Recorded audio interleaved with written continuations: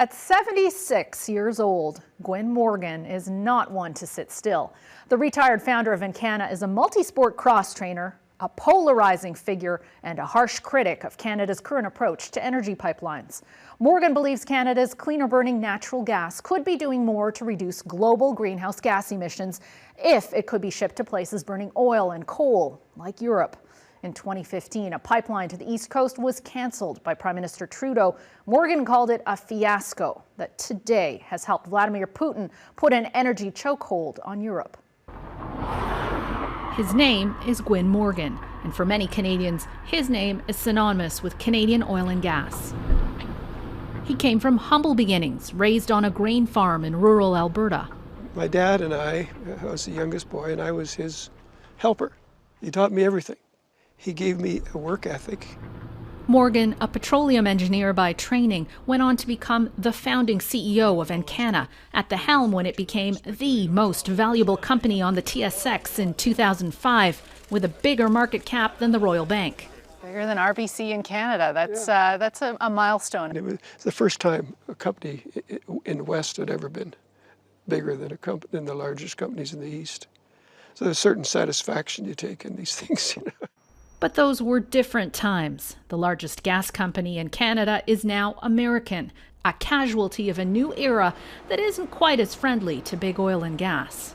Canada became well known as a place where you simply can't get anything done. That probably was the worst kind of reputation you can have, and it still has. In the early weeks of the war in Ukraine, Prime Minister Trudeau traveled to Europe to offer support. He was asked about Canada's ability to help replace Russian energy. We need to move forward to decarbonizing our economies, but we need to do that in a way that supports people through that process, and we're going to continue doing that. But we will be there to support as the world moves beyond Russian oil and indeed beyond fossil fuels to have more renewables in our mix. The Prime Minister's statements angered Morgan. In a scathing editorial, the former gas exec declared he was ashamed to be a Canadian. The reason he had to say that, in a way, was because we couldn't do anything. Our pipelines were denied. We don't have any LNG. Right now, we've got people dying and a war going on, and that's his answer. So I said, I've never been more ashamed to be a Canadian. Morgan says Ottawa's shift away from natural gas is not only hurting Europe, but Canada as well. We can't be scared of separation. We shouldn't strive for it. Feeding a growing sense of Western alienation. This isn't just based on sentiment. We've been feeling this for a very long time. Now it's time to take control. On Bay Street, Canada's financial epicenter, economist Tu Yuan tracks the energy sector. Tell me about the importance of the oil and gas industry here in Canada. The oil and gas industry is really part of the backbone of the Canadian economy. It makes the oil and gas industry one of the most important and one of the largest contributors to the economy.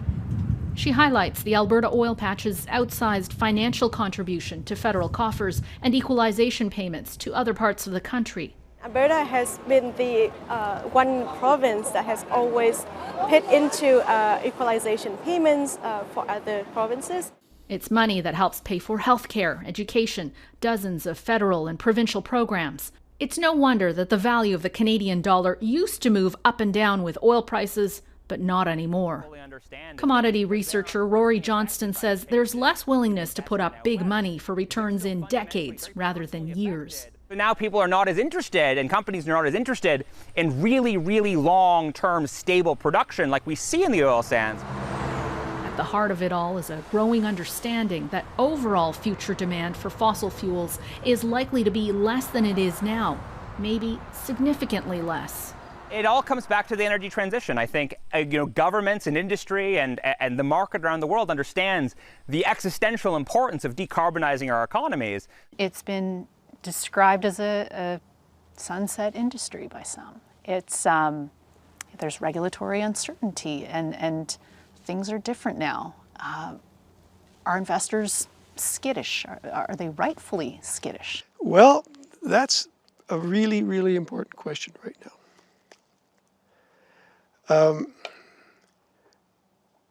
That would have been the case months ago. But the combination of the Ukrainian invasion and the fact that Europe had tried to become dependent upon green resources, mainly wind and solar, was a total failure, and it had failed before that. And that's why they had to go to Russian gas. By cutting gas supplies, Putin has a powerful new weapon to stagger the European economy. His hope, Europeans will abandon Ukraine to get the gas turned on again. Morgan says it should never have come to this. He blames a misguided race to replace traditional energy. I don't think very many people are talking about net zero anymore. Now they're talking about, okay, how can we gradually reduce fossil fuels? Did Canada help empower Vladimir Putin?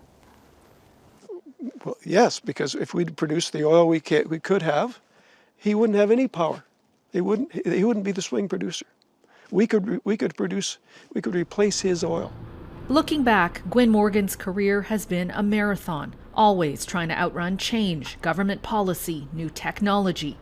He's well aware we can't turn back the hands of time, but in Morgan's view, the race to net zero has stumbled, and more people need to see Canadian gas as a transition fuel, a stepping stone to reducing emissions.